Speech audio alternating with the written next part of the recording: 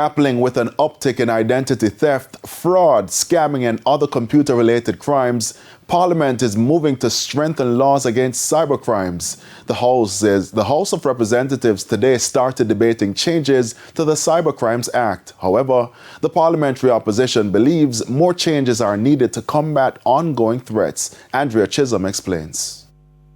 The reality facing many individuals doing business or having social interactions online. Identity theft are at scale. Financial fraud and payment diversions are now common assault.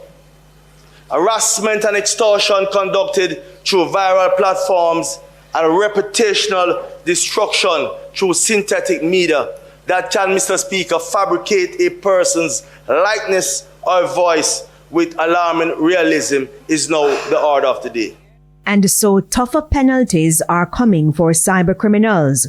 Minister responsible for technology, Dr. Andrew Wheatley, says there's a special provision for those who harm children. Where an offense is committed, Mr. Speaker, through access to any computer program or data against any individual, Mr. Speaker, under the age of 18 years, the court, Mr. Speaker, may impose imprisonment for a term not exceeding 20 years.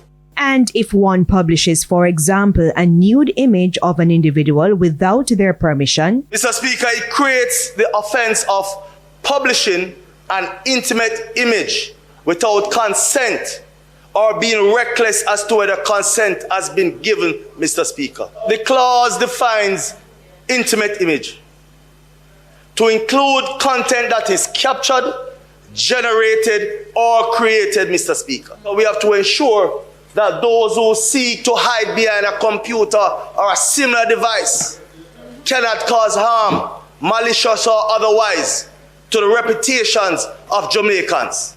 The parliamentary opposition broadly supported the legislation. Opposition spokesperson on technology and digital transformation, Christopher Brown, wants greater enforcement. Many of these fraudulent schemes and coordinated online abuses are carried out through fake or pseudo accounts operating outside of Jamaica's jurisdiction.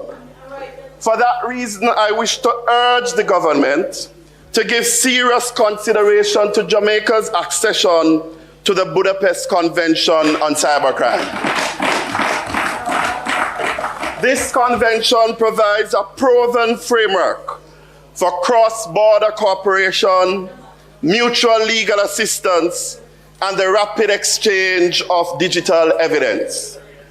Accession would strengthen Jamaica's ability to identify perpetrators and give serious exchange of economic action that is required to protect Jamaica's interests. Andrea Chisholm, TVJ News.